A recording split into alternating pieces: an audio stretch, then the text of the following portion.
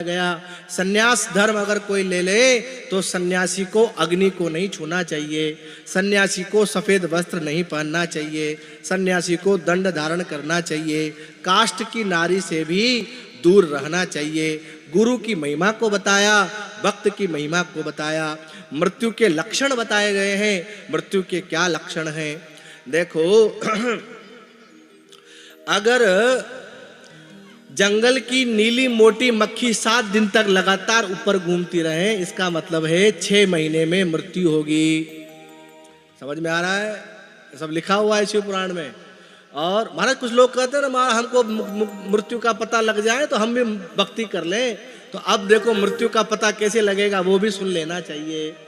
मोटी जो मक्खी होती है ना, नीली नीली, वो लगातार 7 दिन तक मंडराती रहे, इसका मतलब है 6 महीने में मृत्यु होगी। और अगर बायां हाथ लगातार फड़फड़ाता रहे, सारे डॉक्टर वैद्य सारे नप जावे तो भी वो न मिटे, इसका मतलब है 3 महीने में उस जीव की मृत्यु होगी। कोई कौवे को ग्रस्त आश्रम में समावेश करता देख ले, सहवास करता देख ले, तो 6 महीने के अंदर उस जीव की मृत्यु संभव होती है। यह भी बताया गया है शास्त्रों में। और देखो, जिस व्यक्ति को दोज का चंद्रमा दिखाई न दे, दोज का चंद्रमा होता है ना, ये जो लोग कहते हैं ना आजकल, हमारे हिंदू लोग तो मूर्ख तो है ही है, इसमें कोई कहने की बात तो है ही नहीं।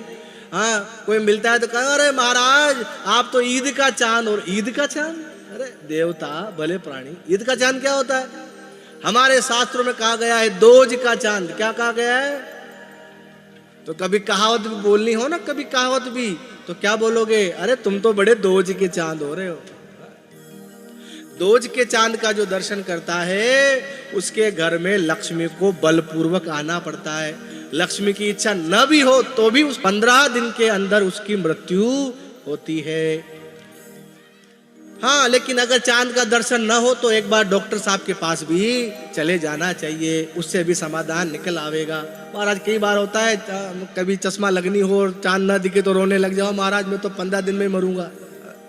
फिर डॉक्टर कहेगा अरे तू नहीं मरेगा, चश्मा लगा अभी जिएगा। तो दोज के चांद की भी महिमा बताई। और इससे भी त्वरित मुक्ति क्या है? बोले अगर रात में 12 बजे दीपक को बुझा करके दोनों कान में उंगली डाल करके जब आप नाद की आवाज सुनेंगे, जिस व्यक्ति को नाद की आवाज नहीं आती है उसकी मृत्यु 7 दिन में हो जाती है। यह भी लक्षण बताया। यहाँ कोई कान डाल के मत सुना, यहाँ किसी को नहीं आएगी, ये सब रात में सुनने की बात है। और सूर्य को जल चढ़ाने जाओ और अपनी परछाई दिखाई न दे तो उसी दिन मृत्यु होती है। लेकिन सूर्य को जल चढ़ाने दिन के 12 बजे जाओगे तो परछाई नहीं ही दिखाई देगी, लेकिन जब सुबह चढ़ाने जाओगे तो निश्चित तौर से परछाई दिखाई देती है। सूर्य को जल चढ़ाते समय अगर बायां हाथ दिखाई न दे तो उसी दिन पत्नी की मृत्यु होती है।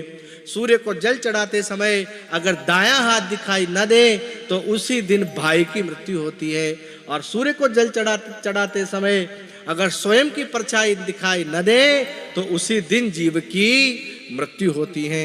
यह सब लक्षण महाराज सब बताए गए हैं पुराणों में, शिव पुराण में भी बताए, अन्य पुराणों में अलग अलग बातें कल्प भेद के कारण शास्त्रों में बताई गई हैं। बोल शंकर भगवान की जय। फिर एक बार शिव जी की उपासना का वर्णन आया है। भगवान वायुदेव ने